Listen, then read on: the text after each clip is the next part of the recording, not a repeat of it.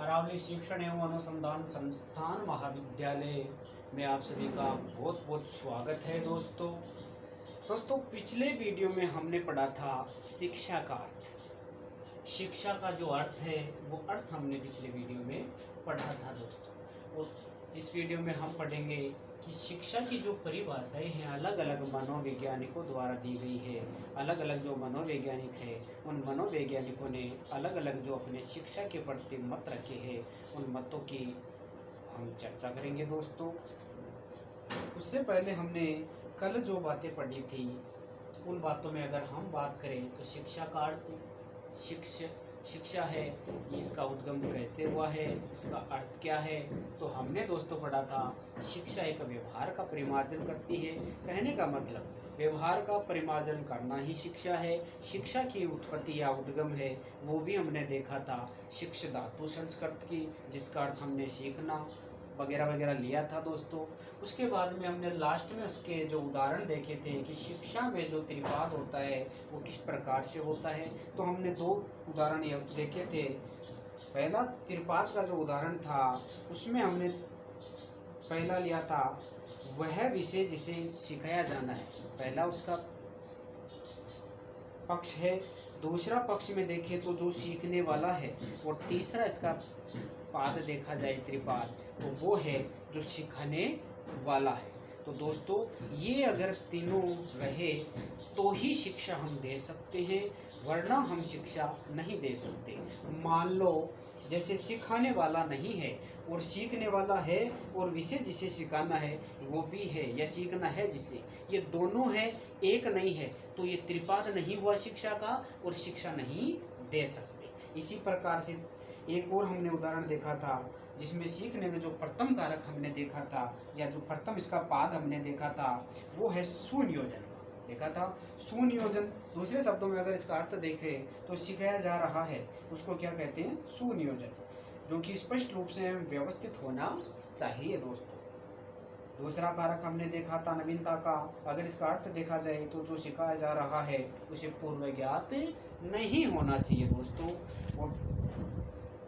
सिखाया जा रहा है उसको पूर्व ज्ञात नहीं होना चाहिए। कहने का मतलब नवीनता के कारक के बिना सीखना संभव नहीं होता है। और तीसरा कारक हमने देखा था त्रिपक्षता, अर्थात इसका बारे में अगर देखें अर्थ तो वो होता है सीखना, सिखाने वाले को, सीखने वाले को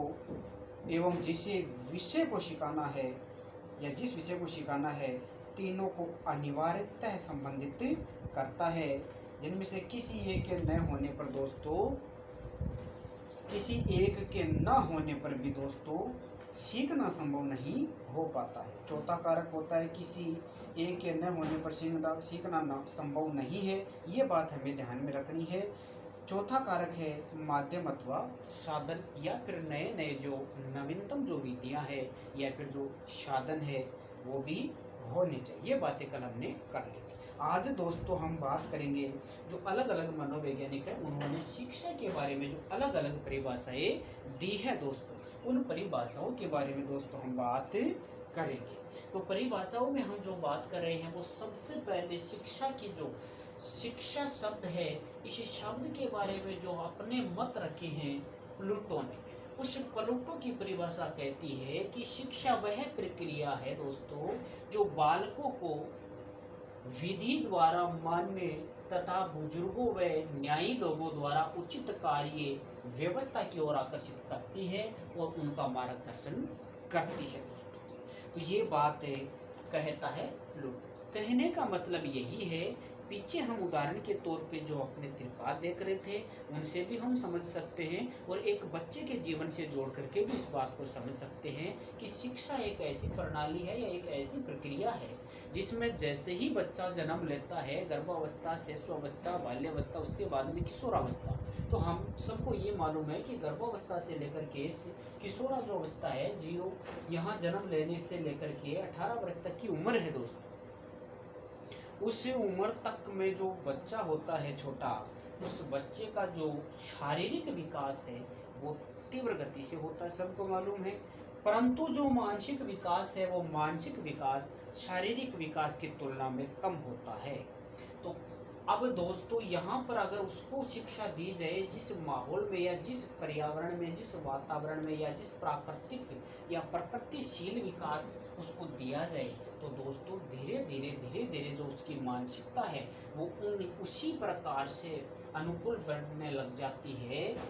जिस प्रकार से उसको हमें ढालना है, मतलब कुछ सिखाना है या फिर उसको विकसित करना है, शिक्षा देना है या फिर उसको ज्ञान देना है या विद्या देना, ये सारी बातें उस पर लागू हो जाती है। तो यही बात करें, शिक्षा वह प्रक्रिया जो बालकों को विधि द्वारा मान्य तथा बुजुर्गों एवं न्यायी लोगों द्वारा उचित कार्य व्यवस्था की ओर आकर्षित करती है, कि समझ देना और समझ के आधार पर समाज में आगे से आगे बढ़ते जाना और ऐसे कार्य करना या ऐसा व्यवहार करना जिससे कुछ आकर्षण हो, ना कि प्रतिकर्षण। कहने का मतलब उसका जो व्यवहार है वो प्रभावी हो। प्रभावी कब होगा? जब उसकी अच्छी समझ होगी, अच्छी शिक्षा होगी, अच्छी उसकी जो व्यवहार है या फिर उसका जो व्यवहार का परिमार्जन है वो अच्छा होगा, या उसकी बुद्धि है वो अच्छी होगी, सोच है उसकी वो अच्छी होगी, तब जाकर के उसका जो आकर्षक का व्यवहार है वो बन पाएगा और उसका जो मार्गदर्शन है वो अच्छा हो पाएगा। दूसरे शब्दों में दूसरी जो परिभाषा है वो टी रेमोंड कहता है दोस्तों कि शिक्षा विकास की वह प्रक्रिया है जिसमें मनुष्य शैशवावस्था से प्रौढ़ावस्था तक विकास करता है और जिसके द्वारा वह धीरे धीरे अपने को अनेक प्रकार से प्राकृतिक, सामाजिक और आध्यात्मिक पर्यावरण के अनुकूल बनाता है। दोस्तों टी रेमोंड कहते हैं कि जैसे ही बच्चा जन्म लेता है और जन्म लेने के बाद शैशवावस्था से प्रौढ़ावस्था तक वो जाता है, तब तक उसका जो शारीरिक विकास है उसके साथ साथ उसका मानसिक जो विकास है वो मानसिक विकास भी प्रिपेयर हो जाता है। और मानसिक विकास के प्रिपेयर होने पर, या अपने शब्दों में समझे, अपनी भाषा में समझे, तो उसके जो जीवन है उस जीवन से संबंधित जो उसने अनुभव लिए हैं, उन अनुभवों के द्वारा वो प्राकृतिक जो प्रकृति के प्रति अपने दायित्व होते हैं उनको समझने लगता है, और जो सामाजिक मतलब समाज में उसका क्या व्यवहार है या फिर क्या दायित्व है या फिर क्या उसका जो समाज के प्रति एक रवैया है, ये छोटी छोटी बातें वो क्या करने लग जाता है,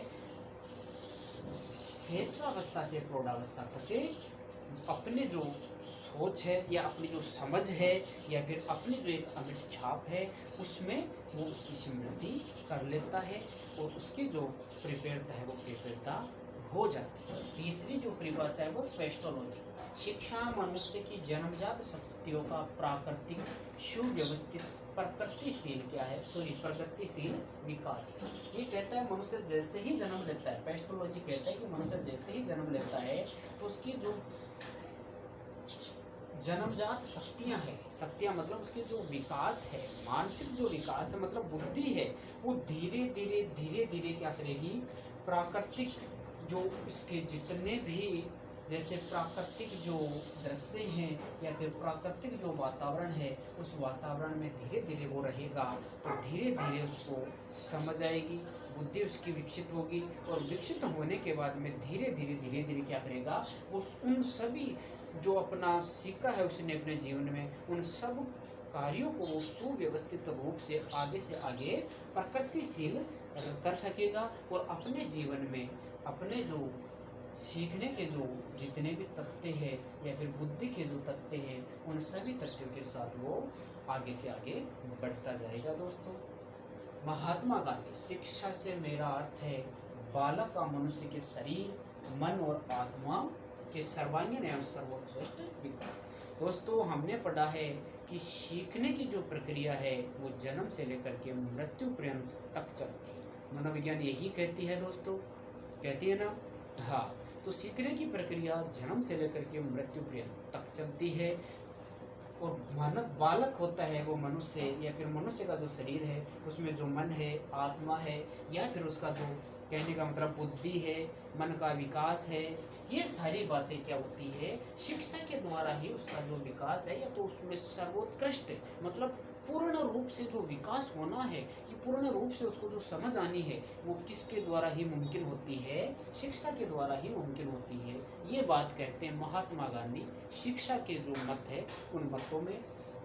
जॉन डीवी कहता है शिक्षा अनुभव की निरंतर पुनर्रचना के द्वारा जीने की प्रक्रिया है। वह व्यक्ति की उन सभी शक्तियों का विकास करती है जो उसे अपने पर्यावरण को नियंत्रित करने और उसकी संभावनाओं को पूर्ण करने में समर्थ करते हैं। कहने का मतलब यही है, पर्यावरण मतलब उसका आसपास का जो जितना भी क्लाइमेट है, माहौल है, या आस पड़ोस है, या फिर उसका जो जीवन जीने का रवैया है, उस रवैये में उसका क्या करती है, पूर्ण रूप से समर्थन करती है, मतलब सहयोग करती है। और आमतौर की भाषा में समझे तो दोस्तों, विकास या बुद्धि या फिर जो मानसिक जो विकास है वो प्रिपेयर होगा, तभी व्यक्ति अच्छा जीवन जी पाएगा। और समझ के साथ में अपने सामाजिक तथ्यों में या समाज में प्राकृतिक जो तथ्य हैं या